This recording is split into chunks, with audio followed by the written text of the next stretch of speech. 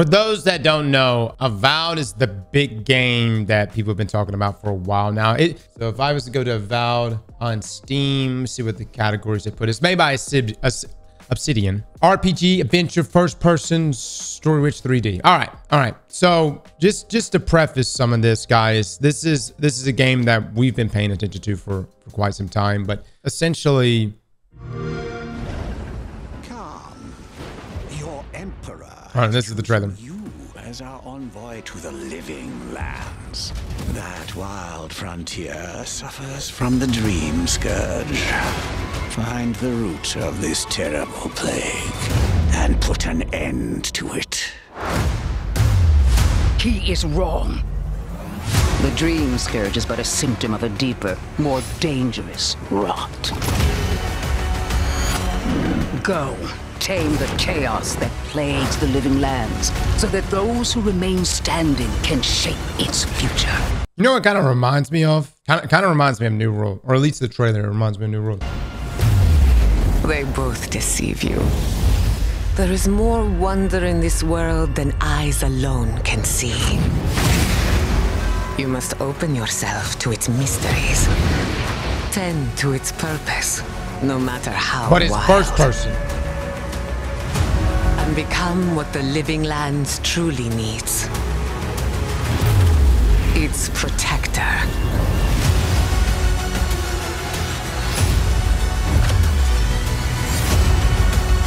Billy's look dope.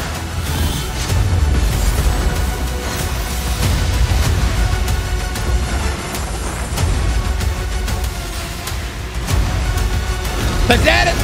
They said the things! Dude, when I see anything like Destiny and stuff like that, it makes me wonder, like, why did it take so long for somebody to finally call a game Destiny, right? All right, so here's the issue right now. And this is why we're listening here to the Iron Lords podcast. What was confirmed this past, this past weekend, Avowed is going to be 30 FPS on Xbox. And I think Xbox is the main, are they the main publisher here, right? But let's just take a listen on this. So at 29 minutes, they talk about this. Hold on. One thing I want as far as feedback and dealing with that, right? So when I remember seeing, me and Maddie saw Avowed initially, love what we saw, but I had to be honest. At the time, I felt the combat, the melee wasn't... Story-based games generally, but not always needed to be 60 FPS or higher. With 60 FPS, great. Would be great, but it's not needed. Vibe, I disagree, man. I disagree. And I think that it's 2025. And unless you're Nintendo with a monopoly on Zelda and Mario, you need to put out 60 FPS. I think it's the bare minimum. I think everything should be 60 FPS, if not higher. Punchy enough. Now, since then, tremendous improvement. I will notice that when I, again, playing mage class, I was able to construct like almost like a mystic fire staff thing. And I was like, I didn't know I could melee with the mage. So I was very impressed with that. Now, my question is in reference to where we are now. You guys got extra time, right? Are we done or we're still polishing? Because some feedback I would give is I would love it to be even more punchy. I want them to react a little bit more when I'm hitting them. And it was kind of, I don't know if it was the sound of the hit or I need like a stumble animation. That would just be my only feedback because I love what you guys are attempting to do here. It's real special. Yeah, so obviously, like, the extension gives us that many more months to polish, which is huge, right? You mentioned audio. Audio is one of the last things we bring in, so, like, it's going to get a lot better. You brought up also the initial trailer and it kind of being like, that's okay. That was a really intentional decision by us and a bit of a risk from a marketing perspective. We said early on to ourselves, we will show whatever the state of the game is when we need to put a trailer out. No smoke and mirrors. It's going to be what it's going to be, and we're going to surprise them. We're going to surprise them in the good direction. And that's really paid off for us in a lot of ways, not only because we've been doing that. It's been great, and that's awesome, and we're thrilled that people are liking what they're playing. But also it allows us to focus on that stage of development wholly. You know, when you have to do a bunch of smoke and mirrors, dog and pony show stuff, it's a distraction from the final product. But also, it gives us some feedback, right? You know, we can hear when people say, hey, the game's looking better, but also, like, combat feels static. And we can go, Cool. What does that mean? How do we break that down? How do we approach that and improve it? And a lot of it is considerations like hit impacts, making those more impactful. Directional blood trails. That wasn't something we had before January. And audio, obviously, as well, plays a huge factor in that. So.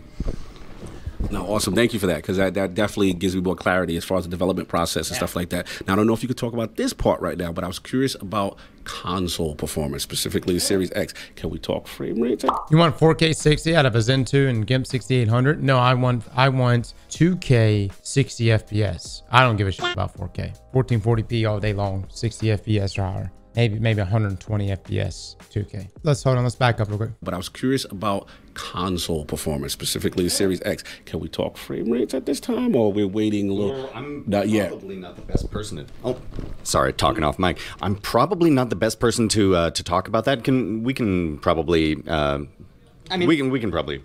Yeah, I mean, nitty gritty of it. Performance is one of the last things we figure out, right? We are core, and I think we've announced this elsewhere. We are core targeting 30 frames per second bare minimum. Like that's the expectation. It's a first-person single-player game. You don't necessarily need that 60 frames, and that allows us to get a lot juicier with VFX and lighting and all this other stuff. So it's a trade-off we opted to make relatively early, and we're really happy with that. I mean, the game's running pretty smooth for how visually dense it is, and that was always our goal. But as far as like a greater understanding of performance spec, we're still figuring all that out. It's one of the last things you do. So yeah.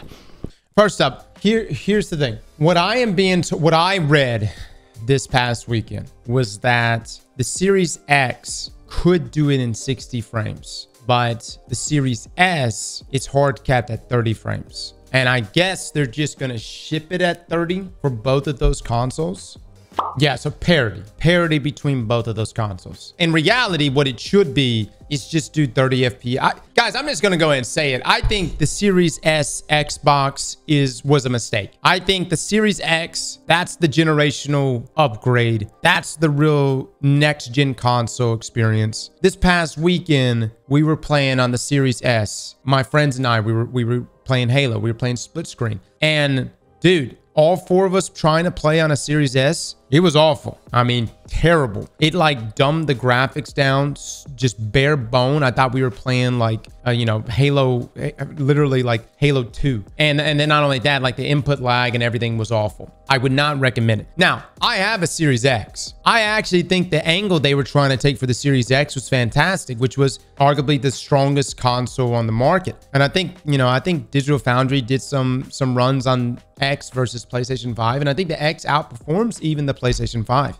The problem is, what the hell is the point of having literally the most, the best console when you don't even have games optimized for it? Instead, you're having to sit there and do this parity thing with Series S.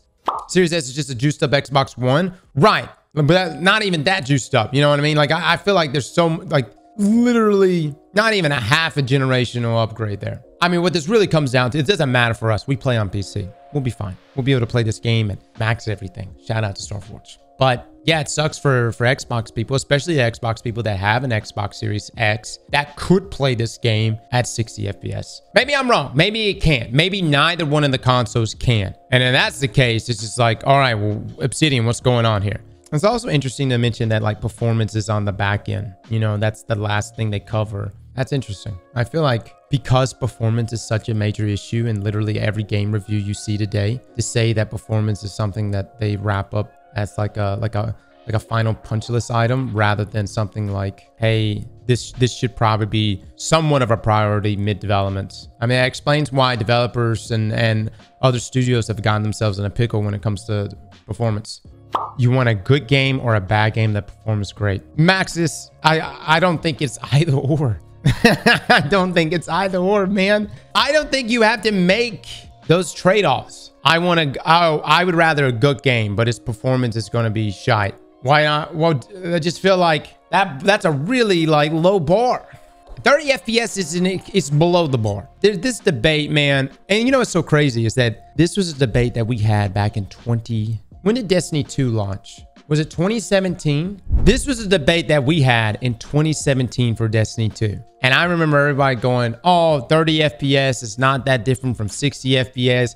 It's no big deal. And then like there was like these discussions and articles and tweets that came out. It was like, your eyes can't even perceive what 30 FPS is in comparison to 60 FPS. It's no big fucking deal. And some of us actually bought into that bullshit. And then the game launched on PC. And the moment my eyes was graced with 60 FPS, I immediately was like, I looked at it last and I was like, yeah, fuck that. I'm not going back to 30 FPS. And that was it. I was done. I was like, my eyes, everything. My eyes perceived all the majesticness of 60 FPS or higher. So like, I don't believe that bullshit at all. Like, your eyes can't perceive anything past 30. Who the fuck came up with that? Movies are different, guys. Movies being at 20 FPS is different. You're not gaming. You're not looking at Paul Atreides going, why is this motherfucker not turning left fast enough? You don't give a shit. You're watching a preset movie that's running in a flow that's already pre-rendered.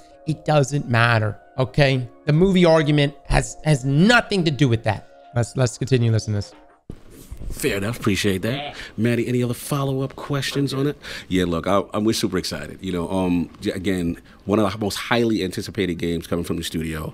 You know, the color palette of this world looks absolutely gorgeous. The choice of consequences, Maddie was talking about, just a different play style. Yep. I will say it seems like a pretty good looking game. The art style is... I'm gonna be honest, guys. Actually, the more I look at it, the more I feel like this game is we'll see. I don't want to judge.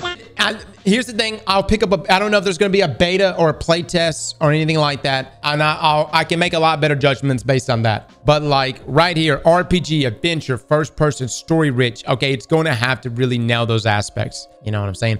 Or are we just going to be slightly ass in all of these categories? And that to me is the worst gaming experience. Is when you're pitched a game, you play it, and the realization begins to sink in that it's pretty mid across the board. You know, not saying that that's what's going to happen here. So publisher is Xbox Game Studio.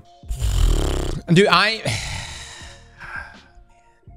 you know, here's the thing. I want to work with everybody. You know what I'm saying? I want to be invited to play tests and betas. You know, I want to have good relations with the professional community. But do Xbox... it's been a lot of L's, man. I'm just saying, it's been a lot of L's. No offense, guys. I'm hoping this will start something. But if I was like, you know, outwardly looking in, and you know, I think honestly, the big win for Xbox has been Activision. But that's, you know, but let's just be real. The question that always comes up for me, would Xbox be able to even stay alive had it not been for the money that Microsoft already pulls in? You know, like had they not had the infinite money glitch from Microsoft, would Xbox even be around? But you know, like if we were to put a side-by-side list between PlayStation versus Xbox, dude, I mean, let's also be real. Nintendo's got bangers. The fucking Nintendo bangs, man. But if we were to do a side-by-side comparison of just Microsoft titles versus PlayStation titles, dude, PlayStation beats that ass. They beat that ass. Like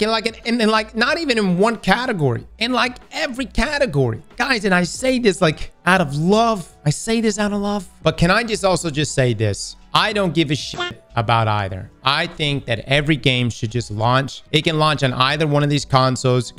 You could continue duking it out. I don't give a shit. Just keep launching your titles on PC. I think the market on PC is just continuing to balloon year over year. And I think that's the bigger market, man. I think that's the bigger market, and it's going to continue to become the bigger market. And just keep launching it there, right there on Steam, and give us access to your games. Because we want to play your games. We do want to play your games.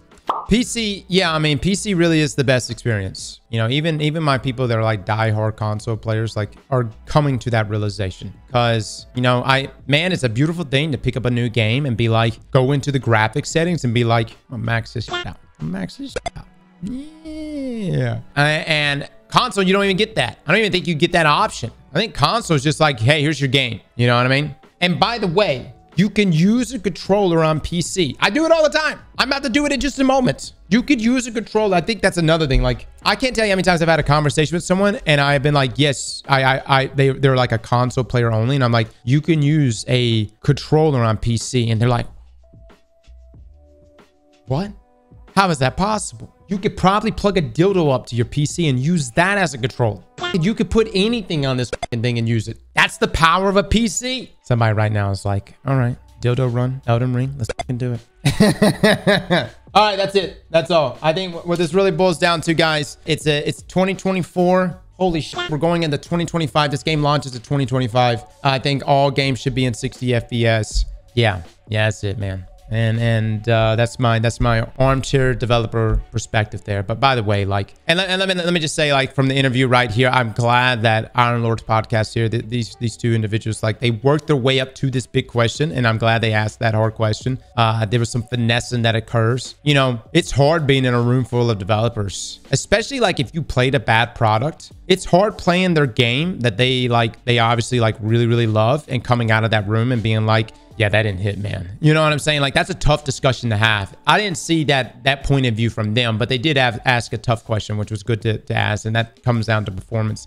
I think performance shouldn't be a punchless item toward the end of the development cycle, but instead should be something that is looked at, you know, early on at least, you know, maybe even midway through. But that needs to be a big factor in the development, because you see so many games, like, the reviews tank because of performance. Performance has become, there's a reason why you have entire YouTube channels dedicated to just monitoring performance of different hardwares and video games.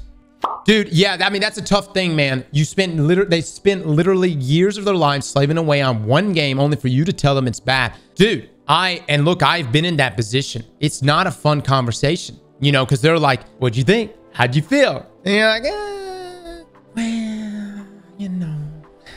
But, you know, there are developers that will immediately be like, I need your most candid response to what you just experienced. And you can be critical with them. And then they take that, man. They take that and they're like, okay, all right, we got to cook. And those are the guys that I'm like, all right, let's see what they throw back to us, right? And normally it's, normally they come back swinging hard. Slap that like button like your mama told you right.